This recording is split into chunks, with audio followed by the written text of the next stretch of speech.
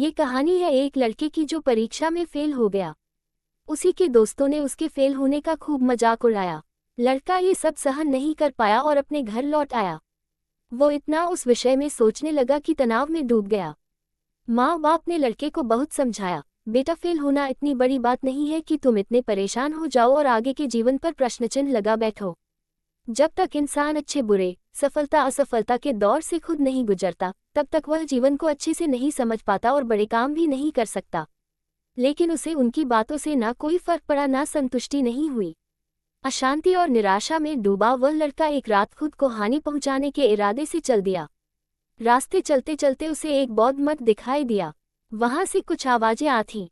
लड़का उत्सुकतावश मठ के अंदर प्रवेश कर गया। मठ में एक भिक्षुक कह रहा था, बहता पानी मैला दूषित क्यों नहीं होता? क्योंकि वह बहता है। उसके मार्ग में आने वाली बाधाएं उसे क्यों नहीं रोक पाती? क्योंकि वह बहता रहता है। पानी की एक बूंद झरने से नदी, नदी से महानदी और फिर समुद्र कैसे बन जाता है? क्योंकि वह बहता है। इसलिए मेरे दोस्तों, आप भी कभी रुको मत, बहते रहो। कुछ असफलताएं आती हैं, पर तुम उनसे घबराओ मत। उन्हें लांघ कर मेहनत करते चलो।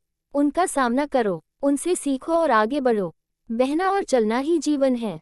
असफलता से घबराकर रुक गए तो उसी तरह सड़ जाओगे जैसे रुका हुआ पानी सड़ जाता है। इन शब्दों को सुनकर लड़के के मन में नई हिम्मत जगी। उसने मन में ये ठान लिया कि उसे भी बहते जल की तरह बनना है। इसी सोच के साथ वह घर की ओर मुड़ गया। अगले दिन वह बिल्कुल बदल गया।